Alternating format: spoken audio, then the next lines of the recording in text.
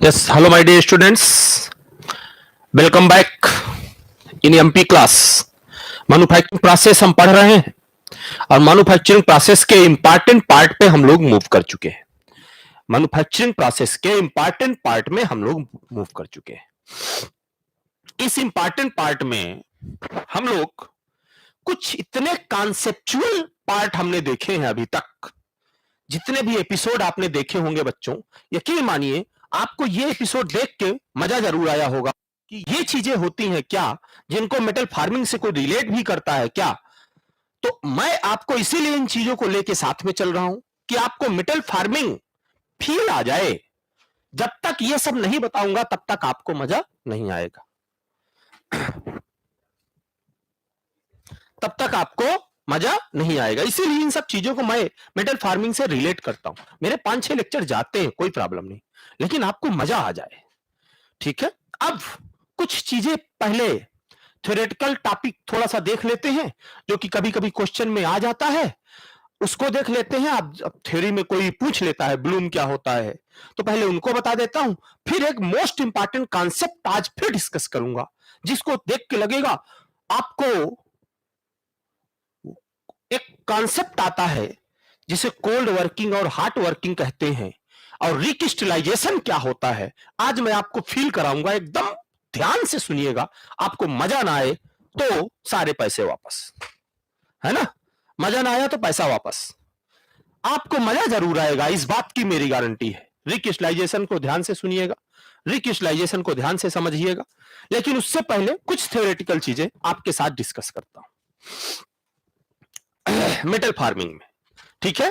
तो metal farming का introduction already मैं दे चुका हूं कि प्लास्टिक डिफॉर्मेशन होना चाहिए। वर्किंग कंडीशन क्या होनी चाहिए, जो स्ट्रेस डेवलप हो वो यील्ड स्ट्रेंथ से कम ज्यादा होनी चाहिए, और उसकी अल्टीमेट स्ट्रेंथ से कम होनी चाहिए, अल्टीमेट स्ट्रेंथ से कम होनी चाहिए, ठीक है।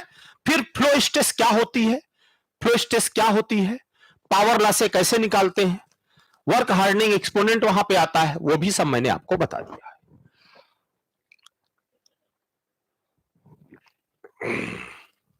वो भी सब मैंने आपको बता दिया है, क्लियर है, वो हो चुका है। अब आगे बात करते हैं। जैसा मैंने कहा कि कुछ टर्मिनोलॉजी मैन्युफैक्चरिंग में यूज होती हैं, यानी इसमें यूज होती हैं, किसमें, मेटल फार्मिंग में। तो पहले उन टर्मिनोलॉजी की बात कर देता हूं, आपको बता देता हूं। छोटे छोटे वर्ड है, कभी कभी पूछ लेता है, इंटरव्यू में पूछ सकता है, छोटे छोटे ऑब्जेक्टिव क्वेश्चन में पूछ सकता है, तो आपको पता होना चाहिए कि इसका क्या मतलब है। सेमी फिनिश्ड प्रोडक्ट टर्मिनोलॉजी में सबसे पहले टर्मिनोलॉजी में सेमी फिनिश्ड प्रोडक्ट कौन कौन से होते हैं। फर्स्ट है इनगॉट। फर्स्ट क्या है, इनगॉट।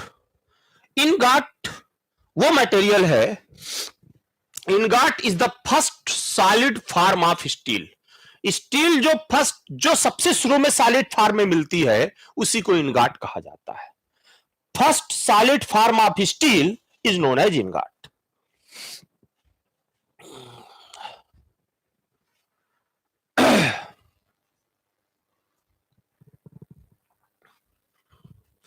ठीक है, तो इनगॉट समझ में आया। जो सबसे ingot is the first solid form of steel, steel का पहला सॉलिड फॉर्म जो मिलता है उसी को इनगॉट कहा जाता है। ब्लूम क्या होता है, अभी आगे फिगर भी पड़े हुए। ब्लूम क्या होता है, Bloom is the product of first breakdown of ingot has square cross section. 6 into 6 inch का हो सकता है या उससे लार्जर हो सकता है। यानी जो आपके पास इनगॉट है उसको स्क्वायर क्रॉस सेक्शन में प्रोडक्ट को तैयार कर लेना। Breakdown of ingot has square cross section, has square cross section is called bloom. Square cross section यानी 6 इंटू 6 mm या उससे लार्जर हो सकता है, इंच या उससे लार्जर हो सकता है, उसे क्या कहा जाता है बच्चों, उसे ब्लूम कहा जाता है। उसे क्या कहा जाता है बच्चों, उसे ब्लूम कहा जाता है। उसे क्या कहते हैं बच्चों, उसी को ब्लूम कहते हैं। इतनी बात सबको क्लिस्टर क्लियर समझ में आई। उसी को कहते हैं ब्लूम, उसी को कहते हैं ब्लूम, ठीक है। आगे सुनिए, बिलेट। बिलेट क्या होता है, ये पूछे जाते हैं सब, याद रखिएगा, ये पूछे जाते हैं। Billet is hot rolled from bloom and is square 1.5 inch on a side or larger. उसकी एक साइड 1.5 इंच की होनी चाहिए, स्क्वायर के फॉर्म में है, और जो ब्लूम मिला है, ब्लूम को रोल करके स्क्वायर फॉर्म में बिलेट बनाया जाता है, ठीक है। और हार्ट रोल, अब कोल्ड और हार्ट क्या होता है आगे बताऊंगा। Heart rolled form from A Bloom and is square, ठीक है, जिसकी एक साइड 1.5 इंच हो सकती है, उससे ज्यादा भी हो सकती है, उसे बिलेट कहा जाता है। हार्ट फॉर्म में होना चाहिए, कोल्ड नहीं, हार्ट फॉर्म में, यानी उसमें टेम्परेचर अच्छा खासा होना चाहिए, ठीक है, उसमें टेम्परेचर अच्छा खासा होना चाहिए, वो हार्ट फॉर्म में होता है, उसे बिलेट कहते हैं, ठीक है। स्लैब, स्लैब क्या है? Slab is a hot rolled ingot or bloom, rectangular cross section of 10 inch or more and more wide, ये वाइड इतना इंच का होना चाहिए, and 1.5 inch or more thick, thickness इससे ज्यादा होनी चाहिए, और ब्रिथ वाइड इससे ज्यादा होनी चाहिए। ये एक स्लैब होता है, वो स्क्वायर है बिलेट, स्लैब रेक्टेंगल है। स्लैब क्या है? रेक्टेंगल है। स्लैब क्या है? रेक्टेंगल है, याद रखिएगा। स्लैब क्या है? बहुत छोटी छोटी चीजें हैं ये। स्लैब क्या है? रेक्टेंगल है, याद रखिएगा इन चीजों को, ठीक है। ये देखिए, ये सबसे इनिशियल फॉर्म में पाया गया आपका क्या है? इंगॉट। जो इनिशियल फॉर्म में पाए गए कंपोनेंट है स्टील के, ये सब आपके इंगॉट है, इनको इंगॉट कहा जाता है। इनको क्या कहा जाता है बच्चों? यही है इंगॉट। जो इनिशियल फॉर्म में स्टील आपकी मिली है आयरन कार्बन से, वो स्टील इनिशियल फॉर्म में इस तरीके से मिली है, इसी को क्या बोलते हैं? इसी को इंगॉट।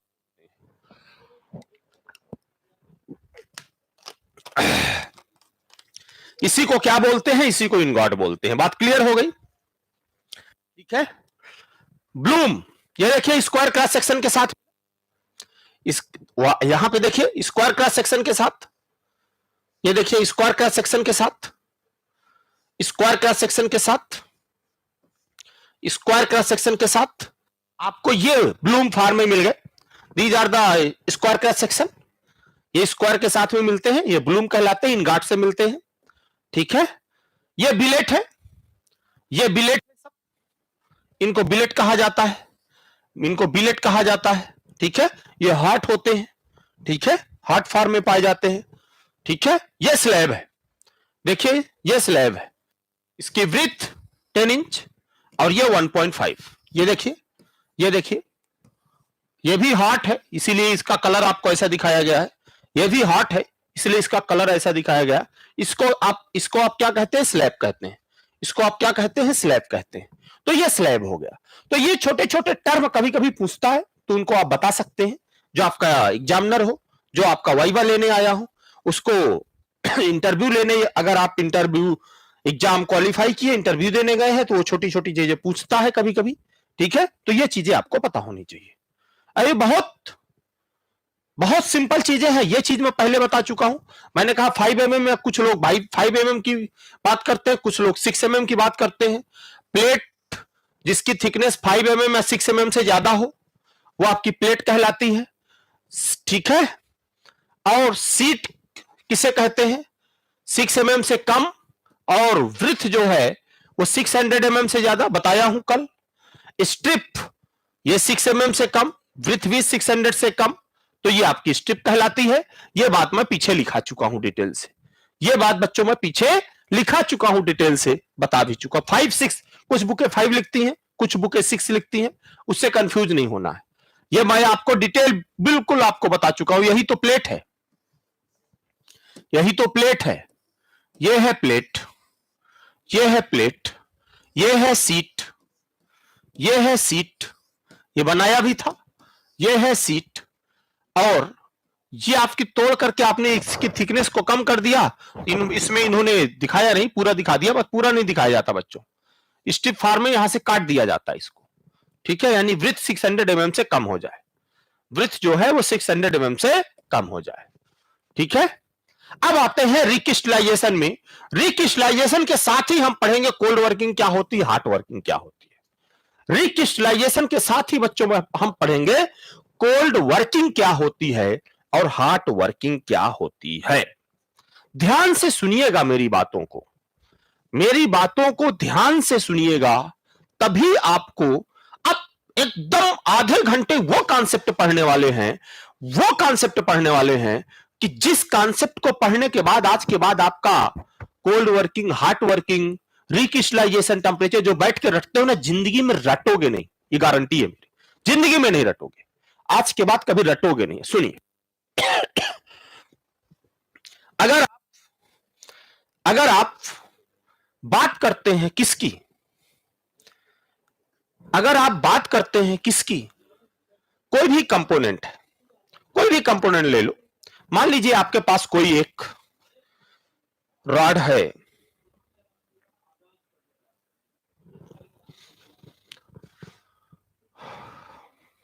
हम बात करने जा रहे हैं किसकी, रिक्रिस्टलाइजेशन की।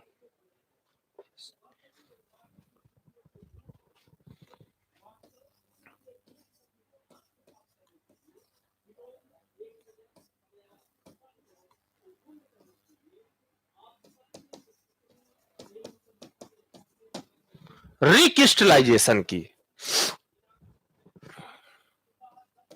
जब आप रिक्रिस्टलाइजेशन की बात करते हैं तो जरा सुनिए, रिक्रिस्टलाइजेशन, रिक्रिस्टलाइजेशन है क्या, रिक्रिस्टलाइजेशन है क्या, आपके पास कोई भी कंपोनेंट है, कोई भी मटेरियल है, उस मटेरियल पर आप लगाते हो फोर्स, क्या लगाते हो मेरे बच्चों, आप लगाते हो फोर्स, और जब उस मटेरियल पर आप फोर्स लगाते हो, जब उस मटेरियल पर आप फोर्स लगाते हो तो वो मटेरियल डिफॉर्म होता है, वो मटेरियल क्या होता है, डिफॉर्म होता है। मान लीजिए कि आपके पास कोई मटेरियल है, कुछ इस तरीके से एक रॉड है आपके पास, कुछ इस तरीके से एक रॉड है आपके पास,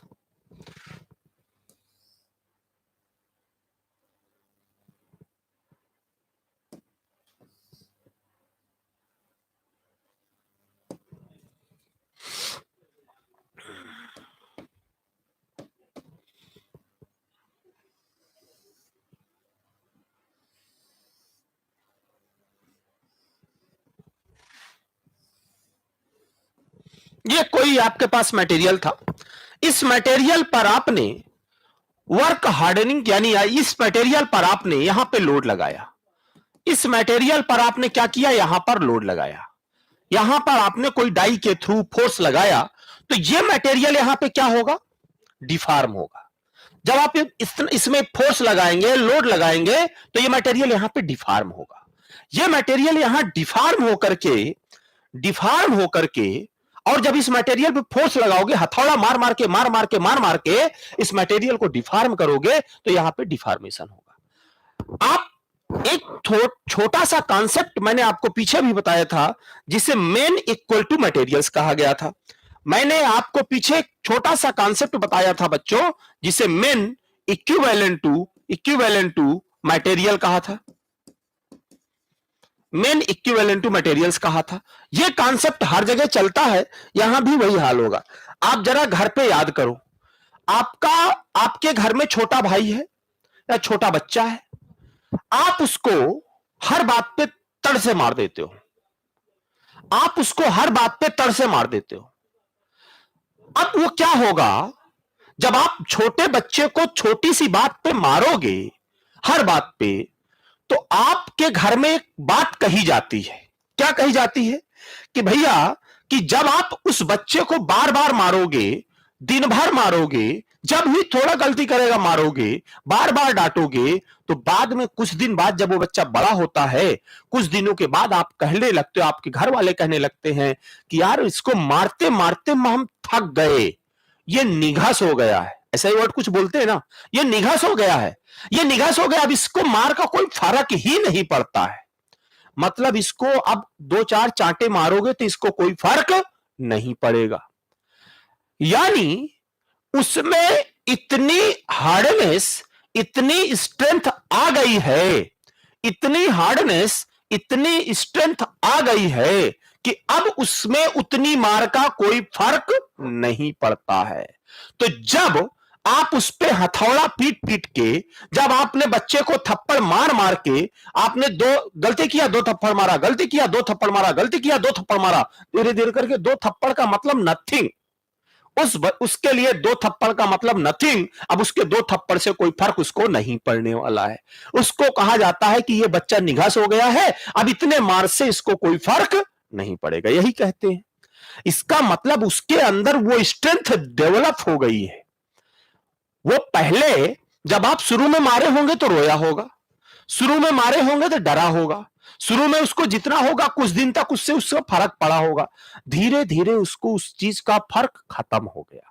मतलब उसके अंदर इतनी स्ट्रेंथ डेवलप हो चुकी है, उसके अंदर इतनी हार्डनेस आ चुकी है कि अब आप उसको दो थप्पड़ चार थप्पड़ मारोगे उससे कोई फर्क नहीं पड़ेगा। यानी वो जो स्ट्रेंथ डेवलप हुई, that is the hardness, that is the hardening. आपने उस पर वर्क किया, आपने उसको थप्पड़ मारा, उस पर वर्क किया, तो उसके अंदर वो हार्डनेस डेवलप हो गई है। जो हार्डनेस डेवलप हो गई, अब वो उतनी मार से उसको कोई फर्क नहीं पड़ेगा।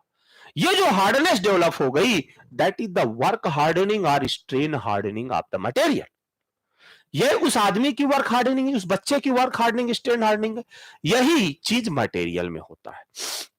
मान लीजिए ये मटेरियल था, इस पे मैंने पीट पीट करके इसको इतना डिफार्म कर दिया। अब दोबारा अगर मैं इस पर फिर से उतना ही हथौड़ा मारूंगा तो अब इसमें कोई डिफॉर्मेशन नहीं होगा।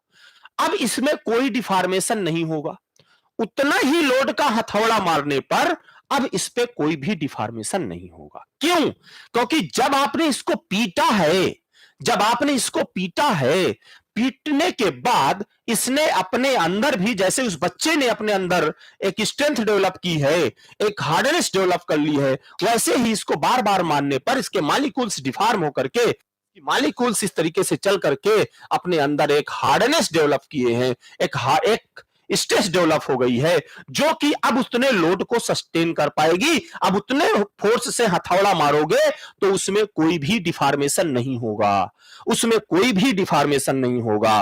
क्यों? क्योंकि जब आप इसमें हथौड़ा मारे होगे, तब बार बार पीट रहे होगे, तो ये हार्ड हो चुका होगा। ये क्या हार्ड हो चुका होगा? हार्ड हो चुका होगा। ये हार्ड हो चुका होगा, मतलब इसकी स्ट्रेंथ बढ़ गई होगी, इसकी स्ट्रेंथ बढ़ गई होगी। और जब इसकी स्ट्रेंथ बढ़ गई है, तो अब ये उतने लोड से, उतने मार से, उतने हथौड़े से अब ये डिफॉर्म नहीं होने वाला है। अब ये डिफॉर्म नहीं होने वाला है। और जब इस पे आपने इतना फोर्स लगाया तो ये हार्ड हो गया, इसकी स्ट्रेंथ बढ़ गई, यानी इसके अंदर वर्क हार्डनिंग हो चुकी है। ये इस पे क्या हो चुकी है? इसके अंदर बच्चों वर्क हार्डनिंग का कॉन्सेप्ट घुस चुका है। इसी को work hardening or strain hardening कहा जाता है। इसी को वर्क हार्डनिंग या स्ट्रेन हार्डनिंग कहा जाता है। इसे क्या कहा जाता है? इसको वर्क हार्डनिंग और इसी को स्ट्रेन हार्डनिंग कहते हैं। और जब अब ये डिफॉर्मेशन नहीं होगा, इसके अंदर वर्क हार्डनिंग या स्ट्रेन हार्डनिंग आ गई है, इस वर्क हार्डनिंग या स्ट्रेन हार्डनिंग की वजह से इसकी स्ट्रेंथ बढ़ जाती है। क्या हो जाती है? इसकी स्ट्रेंथ बढ़ जाती है। और इसी कॉन्सेप्ट को आप कोल्ड वर्किंग कहते हैं। यही कॉन्सेप्ट क्या कहलाता है? यही कॉन्सेप्ट कोल्ड वर्किंग कहलाता है। यही कॉन्सेप्ट कोल्ड वर्किंग कहलाता है। बात क्लियर है? बात क्लियर है? यही कॉन्सेप्ट कोल्ड वर्किंग कहलाता है। ठीक है, यह कॉन्सेप्ट क्या कहलाया? कोल्ड वर्किंग कहलाया। यानी आपने इस पे कोल्ड वर्किंग किया, आपने इसमें कोल्ड वर्किंग किया, इसमें वर्क हार्डनिंग, यानी इसके मैंने कहा इसमें जो वर्क हार्डनिंग होती है, स्ट्रेन हार्डनिंग होती है, एक्चुअली इसमें डिसलोकेशंस होते हैं। किसी भी मटेरियल में डिसलोकेशन मटेरियल साइंस में पढ़ाया जाएगा। डिसलोकेशंस होते हैं। जब आप उसमें करते हैं तो डिसलोकेशंस मूव करते करते करते करते एक जगह पहुंचती हैं, फिर वो एक दूसरे से रिपल्सिव फोर्स लगाने लगती है। एक दूसरे से रिपल्सिव फोर्स, वहां पे एक नई स्ट्रेस डेवलप हो जाती है, जिसे इंड्यूस स्ट्रेस कहा जाता है, जिसकी वजह से ये स्ट्रेंथ बढ़ जाती है, हार्डनेस बढ़ जाती है। उस इंड्यूस स्ट्रेंथ की वजह से वहां पे हार्डनिंग होती है, जिसे वर्क हार्डनिंग या स्ट्रेन हार्डनिंग कहते हैं। और ये जो वर्क हार्डनिंग स्ट्रेन हार्डनिंग आया, इसकी वजह से इसकी स्ट्रेंथ बढ़ गई। ये जो हथौड़ा पीट पीट करके आपने इसको पतला किया, अब उस उतने हथौड़े मारने से ये पतला नहीं हो सकता है बच्चों, उतने हथौड़े मारने से ये पतला नहीं हो सकता है। ऐसे कॉन्सेप्ट को वर्क हार्डनिंग या स्ट्रेन हार्डनिंग कहा जाता है। ऐसे कॉन्सेप्ट को बच्चों क्या कहा जाता है? Work hardening or strain hardening कहा जाता है। और इसको अब ये उतने मारने के बाद ये डिफॉर्म नहीं होगा, इसलिए इसको कोल्ड वर्किंग कहा जाता है। इसलिए इसको क्या कहा जाता है?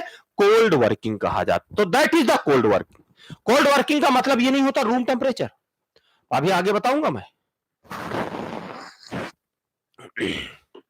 कोल्ड वर्किंग का मतलब ये कतई नहीं होता है रूम टेम्परेचर, मैं आगे बताऊंगा। कोल्ड वर्किंग का मतलब कोई बच्चा ये मत समझ लेना कि सर ये रूम टेम्परेचर पे काम करते, नहीं, आगे बताऊंगा क्यों। ठीक है, वही काम आपने बच्चे पे किया था, बच्चा हार्ड हो गया, 2 थप्पड़ से फर्क ही नहीं पड़ता, कहते हो निगस हो गया, यार इसको कहना ही बेकार है। तो फिर दूसरा हथियार अपनाते हो, दूसरा हथकंडा अपनाते हो।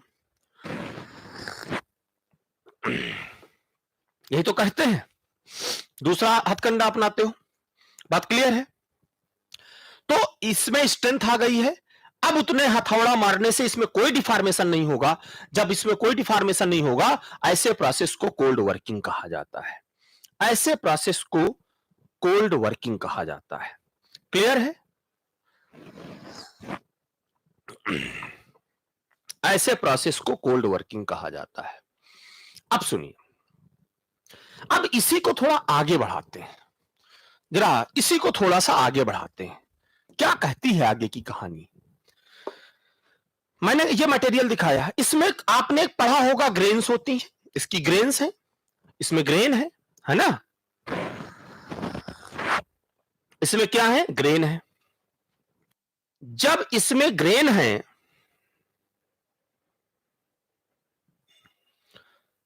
जब इसमें ग्रेन है तो इसमें क्या है? अब मैं आपके साथ इस तरीके से कुछ कॉन्सेप्ट लेके चलता हूं। मान लीजिए जो मटेरियल था वो मैं उस मटेरियल, ये है मटेरियल, मान लीजिए ऐसा मैं लेके चलता हूं, यहां पे ज्यादा समझ में आएगा, ज्यादा समझ में। ये है मटेरियल।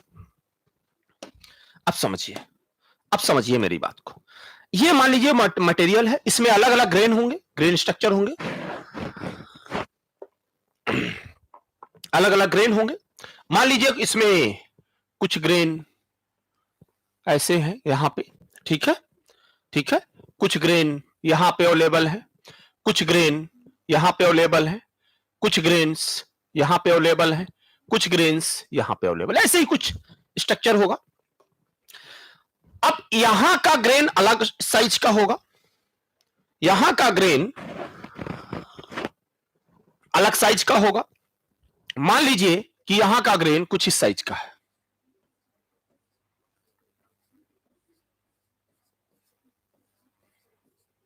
एक मटेरियल के अंदर अलग अलग ग्रेन है, एक मटेरियल के अंदर अलग अलग ग्रेन है बच्चों, ठीक है। तो ये कुछ ग्रेन होंगे, यहां पर ग्रेन्स ऐसे हो सकते हैं अलग, और ज्यादा थोड़ा सा कोर्स ग्रेन हो सकते हैं, ऐसे ग्रेन हो सकते हैं। यहां पर आपके पास और फाइन ग्रेन हो सकते हैं, यहां पर आपके पास और फाइन ग्रेन हो सकते हैं, यहां पर आपके पास और फाइन ग्रेन हो सकते हैं। मान लीजिए यहां पर मैंने और फाइन ग्रेन बना दिया है, this is the fine grain, this is the fine grain, ऐसा ग्रेन है। यहां पे आपके पास और फाइन ग्रेन है, ठीक है, क्लियर है ये? ठीक है, यहां पे आपके पास दूसरे ग्रेन पड़े हुए हैं, यहां पर आपके पास दूसरे ग्रेन पड़े हुए हैं, यहां पर आपके पास दूसरे ग्रेन पड़े हुए हैं, ऐसे। यहां पर आपके पास और कोर्स ग्रेन पड़े हुए हैं, कुछ ऐसे ग्रेन पड़े हुए। ऐसा ग्रेन, अलग अलग टाइप के ग्रेन्स आपके एक मटेरियल के अंदर अवेलेबल है, अलग अलग ग्रेन आपके एक मटेरियल के अंदर अवेलेबल है। और ये जो अलग अलग ग्रेन हैं, इनके बीच में, ये ग्रेन स्ट्रक्चर है मटेरियल का, इनके बीच में आपको एक बाउंड्री दिखाई पड़ रही है बच्चों, इनके बीच में आपको एक बाउंड्री दिखाई पड़ रही है बच्चों, ये बाउंड्री है, इनके बीच में ये बाउंड्री है, इनके बीच में ये बाउंड्री है, इनके बीच में ये बाउंड्री है, इनके बीच में ये बाउंड्री है, इनके बीच में ये बाउंड्री है। ऐसा स्ट्रक्चर बना है, ये जो मैंने खींचा, ये दीज आर द बाउंड्रीज। और ये जो बाउंड्री है, इन्हीं को आप ग्रेन बाउंड्री बोलते हो। ग्रेन बाउंड्री भैया, जहां पर दो तरफ से फ्रंट आ रहे हैं, जहां पर टिल्टिंग यहां पर ऐसे हो जाए, यहां पर बॉन्ड लेंथ सबसे ज्यादा होती है, यही तो ग्रेन बाउंड्री है। तो यहां का स्ट्रक्चर अलग, यहां का स्ट्रक्चर अलग, और जो इन स्ट्रक्चर को अलग कर रही है उसका नाम है grain boundary, that is the grain boundary. तो ये आपकी ग्रेन है, ये क्या है, आपके ग्रेन्स हैं, ये सब के सब ग्रेन्स हैं, ये सब के सब वो ग्रेन हैं जब हमने अपने मटेरियल पर कोई काम नहीं किया, आपने मटेरियल आपको मिला है, आपने मटेरियल को रख दिया है, यानी before cold working, before cold working. आपने कोल्ड वर्किंग से पहले, कोल्ड वर्किंग से पहले आपके पास ऐसा कुछ मटेरियल था जिसमें ये ग्रेन बाउंड्री है, जो ग्रेन बाउंड्री अलग अलग ग्रेन स्ट्रक्चर को अलग अलग करती हैं। These are the grain boundary. Grain boundary को मैंने हाईलाइट किया हुआ है। अब आपने इसमें हथौड़ा मारना चालू किया, आपने इसमें क्या किया, हथौड़ा मारना चालू किया। अब सुनिएगा ध्यान से मेरी बात को, कहानी सुनिएगा, आपको इतना फील आएगा, आपको वो मजा आएगा कि जो मजा आपको आज तक आया नहीं होगा मेरे बच्चों। सुनिए मेरी बात को ध्यान से। अब आप क्या कर रहे हो, इस पर हथौड़ा मारना शुरू किया। जब आप इस पे हथौड़ा मारोगे, मतलब आप इस पर फोर्स अप्लाई करोगे, इस पर आपने फोर्स अप्लाई किया। जब आप इस पर फोर्स अप्लाई करोगे तो इस पर कोल्ड वर्किंग होगी। जब आप इस पर फोर्स अप्लाई करोगे मेरे बच्चों, तो इस पर क्या होने वाला है, इस पर होने वाला है कोल्ड वर्किंग। इस पर होने वाला है क्या मेरे बच्चों, कोल्ड वर्किंग। इस पर होने वाला है कोल्ड वर्किंग, इस पर होने वाला है कोल्ड वर्किंग। बच्चों ये है कोल्ड वर्किंग। मालूम मैं छोटा बनाऊं ना, तो जगह ज्यादा ले लेगा तो मुझे आगे दिक्कत होगी। मैं उसी को बना रहा हूं, जगह मैंने थोड़ा सा कम कर दिया तो मुझे जरूरत पड़ेगी जगह की, तो मैं साइज उसका छोटा कर लिया। आपने इस पे फोर्स लगाया। जब इस पर आप फोर्स लगाओगे, जब इस पर आप फोर्स लगाओगे तो इसके सारे ग्रेन्स यहां से भागेंगे, सारे ग्रेन्स यहां से भागना शुरू करेंगे, और सब इधर उधर से भाग करके सब यहां से ग्रेन बाउंड्री को तोड़ते हुए, यहां से ग्रेन बाउंड्री को तोड़ते हुए सब यहां से, यहां से ग्रेन बाउंड्री को तोड़ते हुए सब ग्रेन बाउंड्री को तोड़ तोड़ करके सब इकट्ठा कहीं आ करके यहां इकट्ठा होने की कोशिश। सबने ग्रेन बाउंड्री को तोड़ ताड़ करके, सबने ग्रेन बाउंड्री को तोड़ ताड़ करके क्या हुआ, सारे के सारे एक सेंटर की तरफ, यानी एक जगह ग्रेन बाउंड्री, ये अभी अलग बैठा था, ये अलग बैठा था, ये अलग बैठा था, आपने इसमें फोर्स लगाया, सब तोड़ ताड़ के एक साथ मिक्स होने की कोशिश कर रहे हैं, एक तरफ आने की कोशिश कर रहे हैं। मैंने मेन मटेरियल थ्योरी पढ़ाया, मैंने मेन मटेरियल थ्योरी बताया, कहा कि मेन का वही मेन नेचर से आया, मटेरियल नेचर से आया, तो नेचर नेचर इक्वल हो, यानी main equivalent to material theory से बात करते हैं। सोचिए आपका ये समाज है, मान लो ये समाज है, इस समाज में बहुत सारे लोग रहते हैं, हिंदू रहते हैं, मुसलमान रहते हैं, सिख रहते हैं, ईसाई रहते हैं, कोई अब तो और भाग में डिवाइड कर दिया, दलित रहता है, ठीक है, कोई कहता है दलित है, कोई कह रहा है मैं पंडित हूं, कोई कह रहा है मैं ठाकुर हूं, कोई कुछ है। सुनिएगा ध्यान से, मतलब ये आपका समाज है। इस समाज में ये कहते हैं मैं पंडित हूं, ये कहते हैं मैं ठाकुर हूं, ये कहते हैं मैं मुसलमान हूं, ये कहते हैं मैं सिख हूं, ये कहते हैं मैं ईसाई हूं, ये कहते हैं मैं कोई और हूं। समाज में कुछ अराजक तत्व हैं। अराजक तत्व का मतलब ऐसे लोग जो समाज को भड़काते हैं, क्या करते हैं बच्चों?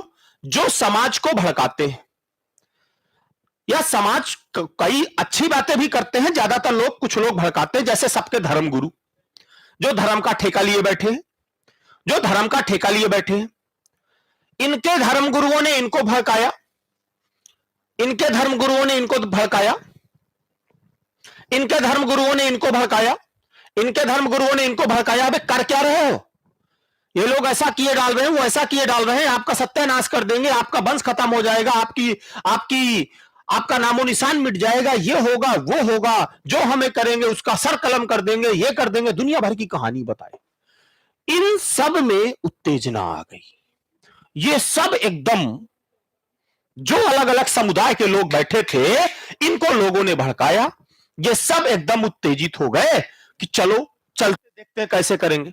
अब सब यहां से भागते हुए आए, यहां से ये भागते हुए आए, यहां से ये भागते हुए आए, यहां से ये भागते हुए, सब भागते हुए चले आ रहे हैं। इलाहाबाद है, इलाहाबाद में सब लोग रहते हैं, भागते हुए मान लो चले आ, प्रयागराज में हैं, पावन धरती में हैं, लेकिन पावन धरती को कितने पावन रहने देने वाले लोग हैं, ये बात की बात है। लोगों ने कहा, उन्होंने भड़काया कि नहीं ऐसा नहीं है, ऐसा नहीं होना चाहिए, ये नहीं होना चाहिए, वो नहीं होना चाहिए। जैसे अभी देख लो कहते ना लोग, राम मंदिर में ये हो गया, वो हो गया, उन्होंने ये किया, वो किया, दुनिया भर की कहानियां, दुनिया भर की कहानियां, दलित है, क्या है, क्या है। उन्होंने कहा हम आपको नहीं रहने देंगे, उन्होंने कहा, सब एकदम उत्तेजित हो गए, सब एक तरफ से चलना शुरू किए, सब अपनी अपनी तरफ से बाउंड्री तोड़ के घर से निकल के सब भागे। और आगे बालसन चौराहा है, बालसन चौराहे पर इधर से पंडित ब्राह्मण इकट्ठा हो गए, उधर से ठाकुर इकट्ठा हो गया, उधर से दलित इकट्ठा हो गया, उधर से मुसलमान इकट्ठा हो गए, सब चौराहे पे इकट्ठा हो गए, सब चौराहे पे इकट्ठा हो गए। जब सब चौराहे पे इकट्ठा हो गए, अब एक वर्ड सुना है आपने समाज में, जब सब चौराहे पे इकट्ठा हो गए, एकदम तनातनी किए हुए, एकदम तनातनी किए हुए जब चौराहे पे इकट्ठा हो गए, तो फिर पुलिस प्रशासन कहता है या लोग कहते हैं कि यार वहां तो बहुत तनाव उत्पन्न हो गया है। क्या उत्पन्न हो गया है? बहुत तनाव उत्पन्न हो गया है। ये जो ग्रेन बाउंड्री मूव कर गई, ग्रेन बाउंड्री यहां से चल गई और सब इकट्ठा हो गई, एक जगह आ गई, यहां पर सब इकट्ठा होकर के चौराहे पे इकट्ठा हो गई, यहां से ग्रेन बाउंड्री चल करके यहां पे इकट्ठा हो गई, डिसलोकेशन चल के एक जगह इकट्ठा हो गई, तो यहां सब एक दूसरे को रिपल करने की कोशिश करेंगे। यानी सब, उधर से ठाकुर आए, उधर से पंडित आए, उधर से दलित आए, इधर से मुस्लिम आए, उधर से ये आए, सब एक दूसरे के सामने चौराहे इकट्ठा हो गए। यानी जबरदस्त तनाव उत्पन्न हो गया, जबरदस्त तनाव उत्पन्न हो गया। जब जबरदस्त तनाव उत्पन्न हो गया, इसका मतलब वहां पर एक स्ट्रेस, इतना तनाव, तनाव का मतलब स्ट्रेस, इतना स्ट्रेस है, इतना तनाव है, मतलब एक नई स्ट्रेंथ डेवलप हो गई, एक नई स्ट्रेस डेवलप हो गई। एकदम तनाव में पूरी कहानी चल रही है, एकदम तनाव में, सारी दुनिया तनाव में है, उस जगह पूरा तनाव उत्पन्न है। शहर में पुलिस प्रशासन ने कहा कि यार यहां तो तनाव उत्पन्न हो गया है। यहां क्या उत्पन्न हो गया है? तनाव उत्पन्न हो गया है। तनाव उत्पन्न हुआ, लेकिन पुलिस प्रशासन तो कम है, 4-6 पुलिस वाले बेचारे क्या करेंगे? 4-6, जब आप एक मॉब हो और वहां पर कई हजार लोग बैठे हो, तो 4-6 पुलिस वाले क्या करने वाले हैं? कुछ नहीं कर पाएंगे। तो वहां पर तनाव उत्पन्न हो जाता है। यानी जब आप इस मटेरियल पे आओ, जब आपने इस पे चारों तरफ से फोर्स लगाया, चारों तरफ से फोर्स लगाया, इसकी ग्रेन बाउंड्री टूटी, ग्रेन बाउंड्री यहां से मूव की, सब आके यहां पे इकट्ठा हो गई, तो इन्होंने एक तनाव उत्पन्न कर दिया, इन्होंने एक तनाव उत्पन्न कर दिया। यानी इसमें एक स्ट्रेस इंड्यूस हो गई, इसमें क्या हो गया? एक स्ट्रेस इंड्यूस हो गई। इसमें क्या हो गया मेरे बच्चों? एक स्ट्रेस इंड्यूस हो गई मेरे बच्चों। क्या हो गया? एक स्ट्रेस इंड्यूस्ड हो गई, एक स्ट्रेस इंड्यूस हो गई। और जब एक स्ट्रेस इंड्यूस हो गई, इसका मतलब यहां पे एक स्ट्रेस आ चुकी है। यानी ये बिफोर कोल्ड वर्किंग था, कोल्ड वर्किंग के बाद इसमें एक स्ट्रेस डेवलप हो गई है, एक स्ट्रेस आ चुकी है। सब चौराहे पे इकट्ठा हो गए हैं एकदम तनातनी के साथ। पुलिस प्रशासन कह रहा है, समाज कह रहा है कि भैया वहां तो बहुत तनाव है, उधर मत जाना, नहीं बहुत खतरा है, कभी भी कुछ भी हो सकता है। वही हाल है मटेरियल पर, आपने फोर्स लगाया, मटेरियल की ग्रेन बाउंड्री मूव की, इकट्ठा हुई, उन्होंने स्ट्रेस इंड्यूस कर दिया, यानी ये कोल्ड वर्क स्ट्रक्चर है। ये वाला कैसा स्ट्रक्चर है मेरे बच्चों? ये आपका कोल्ड वर्क स्ट्रक्चर है। ऊपर लिख दूं, cold work structure, cold work structure है, ठीक है, कोल्ड वर्क स्ट्रक्चर है। एक बार कोल्ड वर्किंग हो गई, अब ये मटेरियल जितना डिफॉर्म होना था डिफॉर्म हो गया, अब ये मटेरियल डिफॉर्म नहीं होगा। धर्मगुरुओं ने अपना काम कर दिया, उन्होंने उन्होंने लोगों के अंदर एक तनाव उत्पन्न करा दिया समाज में। अब वो बीच में थोड़ी ना मरने थोड़ी ना चले आएंगे, वो नहीं आने वाले। अब उनसे कुछ ना हो पाएगा, अब उनसे कुछ ना हो पाएगा, क्योंकि उन्होंने जो करना था कर दिया, अब उसके आगे उसमें कुछ नहीं हो सकता है। तो अगर कोल्ड वर्क स्ट्रक्चर है तो मेटल, अब उनसे कुछ नहीं होगा, मतलब अब उतना ही फोर्स जितना यहां लगाए थे, अगर उतना ही फोर्स यहां लगाओगे तो अब ये मटेरियल डिफॉर्म नहीं होगा। उससे ज्यादा लगाओगे वो बात की बात है, अब ये मटेरियल डिफॉर्म नहीं होगा, ठीक है, मेटल नॉट डिफॉर्म। अब ये मटेरियल मेटल नॉट डिफॉर्म, अब ये मटेरियल डिफॉर्म नहीं होगा, अब ये मटेरियल बच्चों डिफॉर्म नहीं होगा।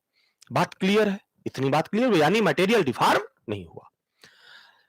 तो ये है जो स्ट्रेस ग्रेन बाउंड्री मूव की, इकट्ठा हो गई एक जगह, आपने फोर्स लगाया, ये डिफॉर्म हो चुका, जितना होना था सारी बाउंड्री एक जगह आ गई, ग्रेन बाउंड्री एक जगह, डिसलोकेशन एक जगह आ गए। अब इसमें जो स्ट्रेस इंड्यूस हो चुकी है, स्ट्रेस इंड्यूस होने के कारण अब ये मटेरियल उतने फोर्स से डिफॉर्म नहीं होगा जितना फोर्स आपने यहां पे लगाया था, जितना फोर्स आपने यहां पे लगाया था उतने फोर्स से ये मटेरियल बच्चों डिफॉर्म नहीं होने वाला है, उतने फोर्स से ये मटेरियल डिफॉर्म नहीं होने वाला है।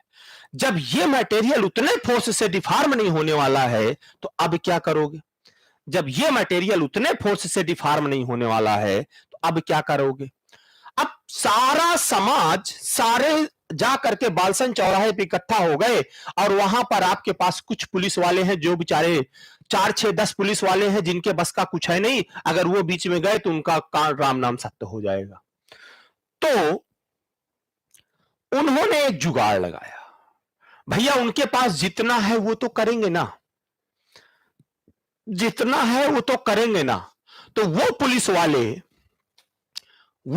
वाले उनके ऊपर कैसे भगाएं? उनके पास कुछ सामग्री थी जिसके थ्रू वो चाहते थे कि ये वापस भाग जाएं, जिसके थ्रू ये चाहते थे कि वापस भाग जाएं। पुलिस वाले देखे बहुत तगड़ा तनाव है, सब एक जगह इकट्ठा हो गए हैं, इनको यहां से तितर बितर करना है। तितर बितर करने के लिए पुलिस वालों ने उनके ऊपर आंसू गैस के गोले छोड़े। पुलिस वालों ने क्या किया मेरे बच्चों? उनके ऊपर आंसू गैस के गोले छोड़े। पुलिस वाले ने मेरे बच्चों उनके ऊपर क्या छोड़ा? आंसू गैस के गोले छोड़े। आंसू गैस के गोले छोड़ने का मतलब पुलिस वालों ने उनके ऊपर, यानी पुलिस वालों ने उनके ऊपर आंसू गैस का गोले छोड़े, मतलब एक तरीके से वहां पे हीट डेवलप कर दिया, एक तरीके से हीट, वहां पे आग लगाने की कोशिश किया कि यहां पे कुछ तितर बितर करना है तो यहां पे कुछ फायर, जैसे कहते हैं ना वो हवाई फायर करना, उसमें उन्होंने हीट, यानी आपने वहां पे आंसू गैस के गोले छोड़े तो यहां पर जो मटेरियल जो अब डिफॉर्म नहीं हो सकता, लेकिन अगर आपको और डिफॉर्म करना है तो क्या करना पड़ेगा? कुछ तो करना पड़ेगा। इसको डिफॉर्म अगर आपको करना है, that is the cold working. Cold working यहां से खत्म। अब सुनिए, अब आपने इसको अगर और डिफॉर्म करना है तो आपको इस मटेरियल को क्या देनी पड़ेगी? हीट देनी पड़ेगी। क्या देनी पड़ेगी? हीट देनी पड़ेगी। इस मटेरियल को क्या दोगे? हीट दोगे। जब उन्होंने, पुलिस वाले ने उनके ऊपर आंसू गैस के गोले छोड़े तो वो अपनी तरफ, जो भाग भाग के आए थे, वो अपनी तरफ, घरों की तरफ वापस जाने की कोशिश करने लगे, अपनी तरफ, यानी अपने मोहल्ले में हल्का सा वापस, यानी जो ग्रेन बाउंड्री आके इकट्ठा हो गई थी वो ग्रेन बाउंड्री फिर से अपनी तरफ, यानी वो अपनी तरफ मूव करने की कोशिश करने लगे। क्या करने लगे बच्चों? अपनी तरफ मूव करने की कोशिश करने लगे कि अब यार भागो यहां से, हटो, क्योंकि ये लोग, ये पुलिस वाले ने हीट लगा दी, यानी आंसू गैस के गोले छोड़ रहे हैं, तो अपनी तरफ सब वापस आने लगे। अपनी तरफ वापस आने का मतलब हुआ जो स्ट्रेस इंड्यूस हुई थी, जो स्ट्रेस इंड्यूस हुई थी, वो स्ट्रेस वहां से रिलीज होने लगी, वो स्ट्रेस वहां से रिलीज होने लगी। यानी स्ट्रेस रिलीव हो रही है जब उन्होंने आंसू गैस के गोले छोड़े, चूंकि वापस आने लगे ना, आंसू गैस के गोले छोड़े तो वो वापस आना शुरू हुए, वो वापस आना शुरू। तो इसको कहते हैं स्ट्रेस रिलीविंग प्रोसेस, या स्ट्रेस रिलीज होना, या जो स्ट्रेस इंड्यूस हुई थी वो स्ट्रेस, अब जब इसको हीट दोगे मटेरियल को, जब इस मटेरियल को हीट दोगे तो उसकी स्ट्रेस इंड्यूस, जो इंड्यूस हुई थी वो स्ट्रेस रिलीज हो जाएगी, और इसी प्रोसेस को मटेरियल साइंस में एनेलिंग कहा जाता है। मटेरियल साइंस में स्ट्रेस रिलीव करने के लिए आप उसको फर्नेस पे रख करके क्या करते हो, फर्नेस में रख के हीट करते हो, फिर एकदम स्लो मैनर में ठंडा करते हो तो स्ट्रेस रिलीव हो जाती है। इसी को मटेरियल साइंस में एनेलिंग कहा जाता है। इसी को मटेरियल साइंस में क्या कहा जाता है, एनेलिंग कहा जाता है। इसी को मटेरियल साइंस में मेरे बच्चों क्या कहा जाता है, एनेलिंग कहा जाता है। याद रहेगा। तो स्ट्रेस रिलीविंग प्रोसेस ये क्या है, जब आपने हीट दिया तो यहां से स्ट्रेस रिलीव हो गई, स्ट्रेस रिलीविंग प्रोसेस। आपने हीट दिया तो स्ट्रेस रिलीविंग प्रोसेस हुआ, यहां से स्ट्रेस रिलीव हो रही है, ठीक है। Stress relieving process, stress relieving process, ठीक है, स्ट्रेस रिलीविंग प्रोसेस। यहां से ग्रेन बाउंड्री अपनी तरफ मूव कर रही है, एंड डिसअपियरिंग, यानी अपनी पोजीशन पर वापस जाने की कोशिश कर रही हैं, वापस जाने की कोशिश कर रही है कि अपनी अपनी जगह पे वापस जाओ। लेकिन अब उन्होंने क्या किया, पुलिस वालों ने कहा इतना टेंशन दिए हो समाज को ना, इतना आसानी से छोड़ेंगे नहीं बेटा तुम्हें हम, इतना आसानी से छोड़ेंगे नहीं। तो पुलिस वालों ने प्लास्टिक के जो, जिससे कहते हैं ना धुआं वाले बम मारना शुरू किया, भागो जल्दी हटो। जब उन्होंने बम मारना शुरू किया मतलब उन्होंने और हीट देना शुरू किया। उन्होंने क्या किया, और हीट देना शुरू कर दिया बच्चों। उन्होंने क्या किया, और हीट देना शुरू कर दिया मेरे बच्चों। उन्होंने कहा बेटा हम तुम्हें इतना आसानी से तो ना छोड़ने वाले। पुलिस वालों ने कहा तुमने बहुत समाज को टेंशन दिया है बेटा, तुम्हें हम इतना आसानी से ना छोड़ने वाले। तो ये एनेलिंग था, ये क्या था बच्चों, एनेलिंग था। बट और हीट दिया कंटिन्यूअस। यहां पर ग्रेन बाउंड्री क्या हो रही है, स्टार्ट डिसअपियरिंग की बात कर रहा है, स्टार्ट डिसअपियरिंग। यहां पर ग्रेन बाउंड्री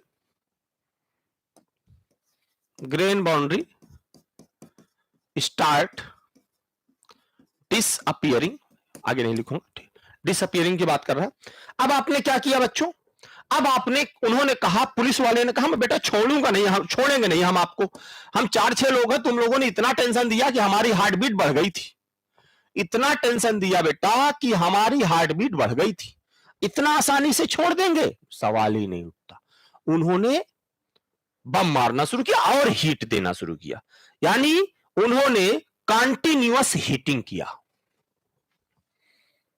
कंटिन्यूअस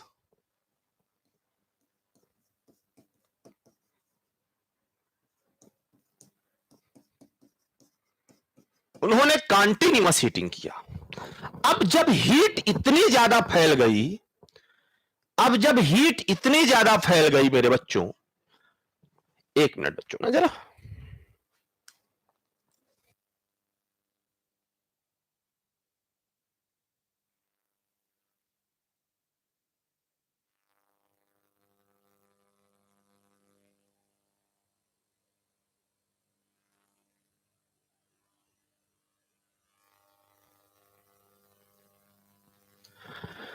ठीक है। तो कंटिन्यूअस हीटिंग की बात करते हैं, कंटिन्यूअस हीटिंग।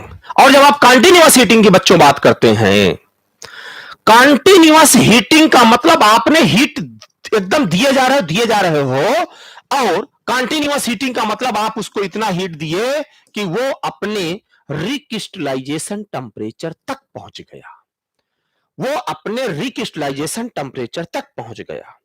ठीक है, अब जब मतलब आपने, अब यहां पहले मैन का सुन लो, उसने हीट दिया तो स्ट्रेस रिलीव हो गई, लेकिन उसने मार हीट दिया दिया मचाया है, जाओगे कहां तुम्हें मैं हम छोड़ेंगे नहीं। जब छोड़ेंगे नहीं और हीट दिया, तो और हीट दिया तो लोग जलना वाला शुरू हो गए, लोगों के गोलियां लगने लगी, बम लगने लगे। तो फिर अब क्या होगा? अब क्या होगा? अब अपने अपने घरों की तरफ ही नहीं भागोगे, अब तो जिसको जहां जगह मिलेगी वहां भागोगे। तो अब हम पंडित हैं, हम ठाकुर हैं, हम हिंदू हैं, हम मुसलमान हैं, हम सिख हैं, हम ईसाई हैं, ये सब भूल जाओगे। जहां जिसको जगह मिलेगी सब भागोगे एक दूसरे से। अब एक दूसरे की जान बचाने की कोशिश करोगे। अगर आप भागोगे उस समय, क्योंकि दिमाग काम कर नहीं रहा, आप मरने वाले हो, मरने वाला है, वो छोड़ने वाले नहीं है। उन्होंने कंटिन्यूअसली आपको हीट एकदम दिए पड़े हैं, कंटिन्यूअसली मेरे बच्चों हीट दिए पड़े हैं। और जब कंटिन्यूअसली मेरे बच्चों हीट दिए पड़े हैं, तो फिर आपको प्रॉब्लम क्रिएट होने वाली है। मतलब उन्होंने आपको इतनी हीट दिया, इतनी हीट दिया कि वो रिक्रिस्टलाइजेशन टेम्परेचर पे पहुंच गया, यानी रिक्रिस्टलाइजेशन टेम्परेचर के ऊपर पहुंच गया। जब वो रिक्रिस्टल, यानी इतनी हीट मिल रही है कि जलने वलने लगे, सब क्या होने लगे? जलने वलने लगे। और जब सब जलने वलने लगे, तो फिर आप हिंदू, मुसलमान, सिख, ईसाई, दुनियादारी सब कुछ भूल जाओगे, सब इधर उधर भागने की कोशिश करोगे, कोई जो जहां जगह पाएगा सब भूल जाओगे, यानी सब एक तरीके से इक्वली एक दूसरे से बचाने की कोशिश करोगे। यानी सब का एक तरीके, न हिंदू, न मुसलमान, न सिख, न ईसाई, न ठाकुर, न पंडित, न दलित, कोई कहानी नहीं आने वाली है, सब एक तरीके के हो गए। तो जब यहां पे पहुंचता रिक्रिस्टलाइजेशन पर, तो सब एक तरीके के हो गए, तो सबके ग्रेन एक तरीके के, सारे ग्रेन इक्विएक्साइड ग्रेन्स हो जाएंगे, इक्विएक्सियल्स ग्रेन्स, एकदम आपको बराबर ग्रेन मिलने वाले हैं। That is the grain structure after recrystallization, that is the grain structure after recrystallization. Clear है? That is the grain structure after recrystallization. बात समझ में आ रही है? बात समझ में आ रही है? यानी सब हिंदू, मुसलमान, सिख, ईसाई, दलित, पंडित, ठाकुर सब भूल गए भैया। सब एक दूसरे को कह रहे हैं भैया पहले जान बचाओ, बाद में जो होगा देखा जाएगा, पहले जान बचाओ, बाद में जो होगा देखा जाएगा। यानी that is the recrystallization, that is the recrystallisation, recrystallisation. और इसी को कहते हैं, यही तो है रिक्रिस्टलाइजेशन, रिक्रिस्टलाइजेशन। ये क्या है? ये क्या है? ये है रिक्रिस्टलाइजेशन। जगह नहीं है मेरे पास, जगह नहीं है मेरे पास,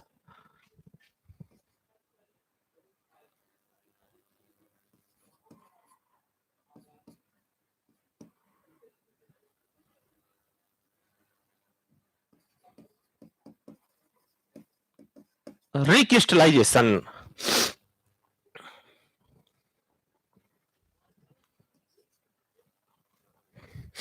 रिक्रिस्टलाइजेशन, यहां पे सारे ग्रेन्स एक तरीके के हो जाएंगे, इन्हें इक्विएक्साइड ग्रेन कहा जाता है, इन्हीं को इक्विएक्साइड ग्रेन कहा जाता है। क्या कहा जाता है? इन्हीं को इक्विएक्साइड ग्रेन्स कहा जाता है। कैसी ग्रेन मिलती है? इक्विएक्साइड ग्रेन्स मिलती है। इन्हीं को हम लोग क्या बोलते हैं बच्चों? इक्विएक्साइड ग्रेन्स कहते हैं। इन्हीं को इक्विएक्साइड ग्रेन्स कहते हैं।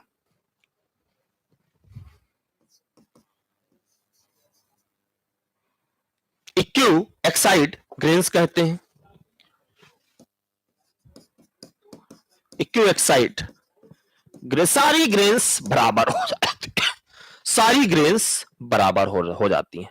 यानी इक्विएक्साइड ग्रेन का मतलब, इक्विएक्साइड ग्रेन का मतलब average dia of the grain are same, average dia of grain are same.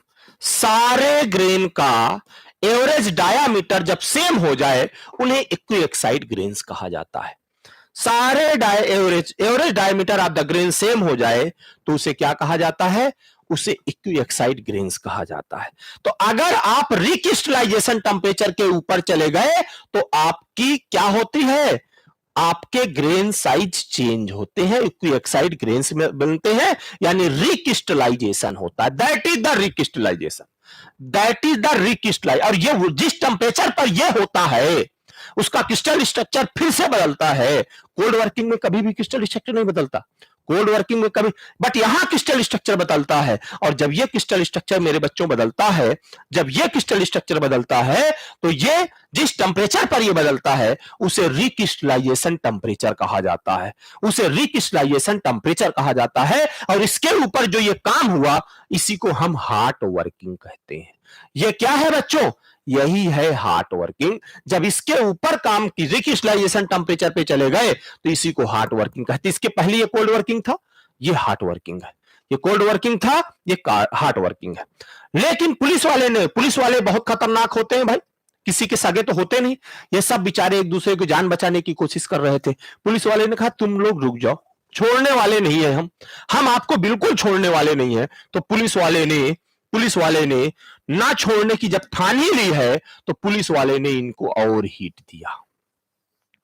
Police वाले ने क्या किया, और हीट प्रोवाइड किया, और हीट दिया।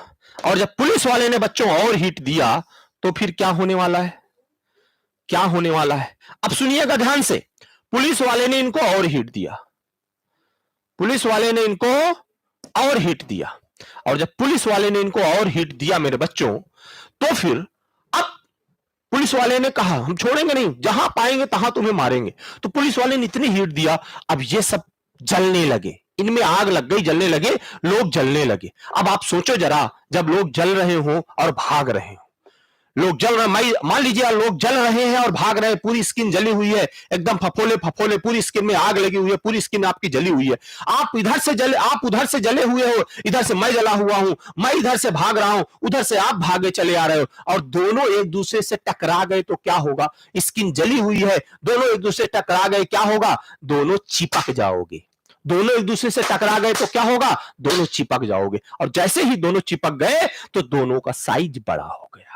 यानी अब ये मॉलिक्यूल्स, अब इनके क्या होगा, जब हीट ज्यादा मिलेगी तो ये मॉलिक्यूल्स आपस में चिपक के एक दूसरे से चिपकेंगे तो क्या होगा, इसका साइज बड़ा हो जाएगा। क्या होगा, अब ये बड़े बड़े साइज के मिलेंगे।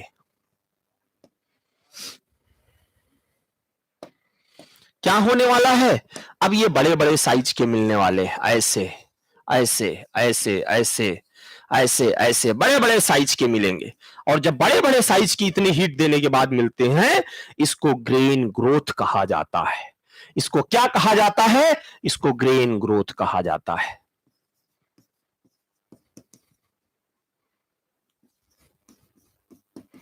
इसको ग्रेन ग्रोथ कहते हैं।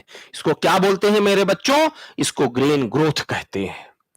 अगर पुलिस वाला बहुत जालिम होंगे तो और हीट देंगे। अगर पुलिस वाले ने बच्चों गलती से और हीट दिया तो अभी तो जले थे, अभी तो जले थे, अभी तो जले थे, यहां पे भी मटेरियल चिपकेंगे, चिपक करके अपने साइज को बड़ा करेंगे तो ग्रेन ग्रोथ होगा। बिल्कुल वही मेन मटेरियल थ्योरी चल रही है जो मैं कहता हूं मेन इक्वल टू मटेरियल्स। अब पुलिस वाले ने और हीट दिया तो क्या होंगे, सब जल जल करके लिक्विड बन जाएंगे, सब जल जल करके लिक्विड बन जाएंगे। और हीट अगर उसने दिया तो ये जल के बच्चों क्या बन जाएंगे, ये जल के बच्चों क्या बन जाएंगे, ये जल के बच्चों क्या बन जाएंगे, लिक्विड बन जाएंगे। ये जल के मेरे बच्चों क्या बन जाएंगे, लिक्विड बन जाएंगे। बात क्लियर है, ये जल के क्या बन जाएंगे, पूरा का पूरा एकदम लिक्विड बन जाएगा। पूरा मटेरियल लिक्विड बनने वाला है। क्या बन जाएगा, पूरा मटेरियल लिक्विड बन जाएगा। बट हम जो बात करते हैं हॉट वर्किंग कोल्ड वर्किंग की, हम यहीं तक आते हैं, यहां तक नहीं आते हैं, यहीं तक आते हैं, यहां तक नहीं आते हैं। यानी रिक्रिस्टलाइजेशन टेम्परेचर के ऊपर, that is the hot working, that is the hot working. आपको हॉट वर्किंग कोल्ड वर्किंग समझ में आई कि नहीं, अब तो मजा आया। आपको हॉट वर्किंग कोल्ड वर्किंग समझ में आई कि नहीं, अब तो क्लिस्टर क्लियर हुआ हॉट वर्किंग कोल्ड वर्किंग। अब तो क्रिस्टल क्लियर हुआ हॉट वर्किंग कोल्ड वर्किंग।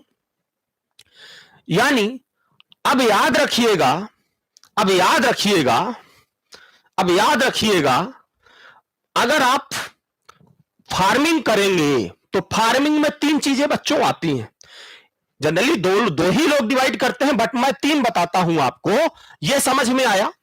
यहां पर आपका कोल्ड वर्किंग था, यहां पर आपका हॉट वर्किंग था, यहां पर आपका कोल्ड वर्किंग था, यहां पर हॉट वर्किंग था, और ये बीच में जो दिख रहा है ना, ये वार्म वर्किंग कहलाता है, ना कोल्ड ना हॉट। तो सुनिएगा एक जनरल वे में, अभी बाद में उसको भी बता दूंगा मैं।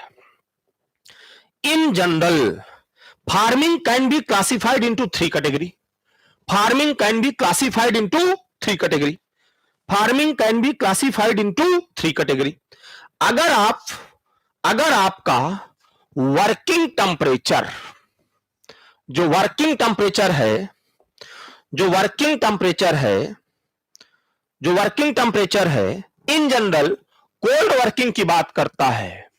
Working temperature less than, working temperature less than 0.4 melting point temperature के है, तो वो क्या कहलाएगा? कोल्ड वर्किंग कहलाएगा। कोल्ड वर्किंग कहलाएगा। क्या कहलाएगा? कोल्ड वर्किंग कहलाएगा। और अगर आपका मेल्टिंग टेम्परेचर जो 0.4 TM less than TW less than 0.6 TM, तो ये आपका वार्म वर्किंग कहलाएगा। इसको वार्म वर्किंग लोग बोलते हैं, ऐसे क्लासिफाई करते हैं। एक और क्लासिफिकेशन उसको भी बाद में बता दूंगा, चिंता मत करिए। और तीसरा, अगर आपका वर्किंग टेम्परेचर ग्रेटर देन हो जाए 0.6 TM से, तो इसको हॉट वर्किंग कहते हैं। हॉट वर्किंग कहते हैं। यानी रिक्रिस्टलाइजेशन टेम्परेचर जो बच्चों होता है, रिक्रिस्टलाइजेशन टेम्परेचर जो होता है वो लगभग इसी के आसपास होता है, 0.4 TM। अगर प्योर मेटल है तो 0.3 TM, अगर एलॉय है तो 0.5 TM बोल देते हैं, एलॉय है तो 0.5 TM बोल देते हैं। तो याद रखिएगा, इक्विऑक्साइड बनती है, ठीक है। अगर आप बात करते हैं, अगर आप बात करते हैं कोल्ड वर्किंग की, तो ये जो है, ये जो लिखा मैंने, यही आपका टीआर है, यही आपका टीआर है, ये टीआर है। यानी टीआर एक्चुअली रिक्रिस्टलाइजेशन तो ये है। अब कई तरीके के मेटल होते हैं, कई तरीके के मेटल होते हैं। मेटल प्योर मेटल होते हैं, एलॉय होते हैं, प्योर मेटल होते हैं, एलॉय होते हैं, दोनों होते हैं ना। प्योर मेटल भी आपको मिलते हैं और आपको क्या मिलते हैं? एलॉय भी मिलते हैं। तो कोल्ड वर्किंग हॉट वर्किंग के साथ उनका रिलेशन निकाला जाता है, ठीक है। तो कुछ लोग ऐसे भी डिवाइड करते हैं कि अगर working temperature less than TR है, टीआर का मतलब रिक्रिस्टलाइजेशन टेम्परेचर, टीआर का मतलब रिक्रिस्टलाइजेशन टेम्परेचर, अगर, तो ये कोल्ड वर्किंग है, तो ये कोल्ड वर्किंग है। अगर TW is greater than TR, तो ये हॉट वर्किंग है, तो ये हॉट वर्किंग है। अब ये ये TR रिक्रिस्टलाइजेशन टेम्परेचर, एक्चुअली जो प्योर मेटल है उनमें 0.3 TM ही TR है। और जो एलॉय है, अब एलॉय को आपको मेल्ट करने में ज्यादा टेम्परेचर लगता है ना, एलॉय को मेल्ट करने में ज्यादा टेम्परेचर लगता है। प्योर मेटल को मेल्ट करने में आपको कम टेम्परेचर कई बार लगता है, क्योंकि उसमें कई चीजें आ जाती हैं। तो दैट इज द यानी TM is the melting point, याद रखिएगा, TM is the melting point. TM क्या है? मेल्टिंग पॉइंट है। तो अगर आप कोल्ड वर्किंग करते हैं, कोल्ड वर्किंग याद रखिएगा, अगर ऐसा भी है तो रिक्रिस्टलाइजेशन टेम्परेचर से कम है तो वो कोल्ड वर्किंग है, रिक्रिस्टलाइजेशन टेम्परेचर से ज्यादा है तो वो हॉट वर्किंग है। वो क्या है? हॉट वर्किंग है। अब अगर ऐसे डिवाइड करना है तो working temperature less than 0.4 TM तो कोल्ड वर्किंग है। अगर 0.4 से 0.6 के बीच में है तो वार्म वर्किंग कहलाता है। बीच वाला पोर्शन दिखाया ना, जिसमें ना कोल्ड है ना हॉट है। और ये अगर यहां आ जाता है तो ये हॉट वर्किंग। अब प्योर मेटल के लिए जो वर्किंग जो रिक्रिस्टलाइजेशन टेम्परेचर होता है वो 0.3 TM के बराबर होता है, मेल्टिंग पॉइंट के 0.3। और वो अगर एलॉय है, अगर वो एलॉय है तो 0.3 क्या 0.5 हो जाता है, 0.6 हो जाता है। 0.3 की जगह 0.5 या 0.6 हो जाता है। तो टीआर फॉर प्योर लगभग 0.3 TM के बराबर होता है प्योर के लिए। और एलॉय के लिए TR for alloy equivalent to 0.5 TM या 0.6 TM, 5, 6 जो भी मानना है, कोई फर्क नहीं पड़ता, थोड़ा बहुत ऊपर नीचे चलता है। तो इस तरीके से कुछ कहानियां होती हैं। इस तरीके say that is the cold working and hot working. अब कोल्ड वर्किंग हॉट वर्किंग का मतलब क्या मटेरियल की प्रॉपर्टी में चेंज आएगा, इसकी भी बात करूंगा मैं, इसकी भी बात करूंगा मैं, चिंता मत करिएगा आप, इसकी भी मैं बात करूंगा। ठीक है, यह बात समझ में आई। तो cold working and hot working, cold working का समझ में आया, कोल्ड वर्किंग का समझ में आया, T1 less than TR, TW is greater than TR। Recrystallisation temperature से ज्यादा वर्किंग टेम्परेचर हो, रिक्रिस्टलाइजेशन टेम्परेचर से ज्यादा वर्किंग टेम्परेचर हो तो वो कोल्ड वर्किंग होगा। अब ये मत कह देना कोल्ड वर्किंग का मतलब ये नहीं कि रूम टेम्परेचर, कोल्ड वर्किंग का, अब यहां से तो बात समझ में आई ना। जैसे स्टील है, स्टील का मेल्टिंग पॉइंट, स्टील का रिक्रिस्टलाइजेशन टेम्परेचर कितना होता है, 500 से 800 के बीच में होता है। स्टील का रिक्रिस्टलाइजेशन टेम्परेचर 500 से 800 के बीच में होता है।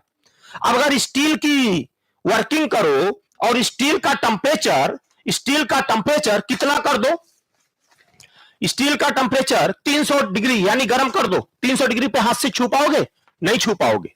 और 300 डिग्री पर अगर वर्किंग करोगे तो उसको कोल्ड वर्किंग कहोगे कि हॉट वर्किंग कहोगे? बच्चों उसको कोल्ड वर्किंग कहेंगे क्योंकि वो उसके रिक्रिस्टलाइजेशन टेम्परेचर से कम है। वो हॉट वर्किंग में नहीं आएगा, वो कभी भी हॉट वर्किंग में नहीं आएगा। हॉट वर्किंग में तभी आएगा जब उसके रिक्रिस्टलाइजेशन टेम्परेचर के ऊपर चला जाए। और स्टील का मैंने बताया 500 से 800 के बीच होता है, 722, 723, 730, यानी जितना परसेंटेज आप कार्बन ले हुए उसी हिसाब से उसका मेल्टिंग पॉइंट होता चला जाता है। तो आप कहते हैं कि उसका जो मेल्टिंग जो रिक्रिस्टलाइजेशन टेम्परेचर है वो 500 से 800 के बीच में होता है। जो रिक्रिस्टलाइजेशन टेम्परेचर है वो कितना होता है, 500 से 800 के बीच में होता है। बात क्लियर हो गई?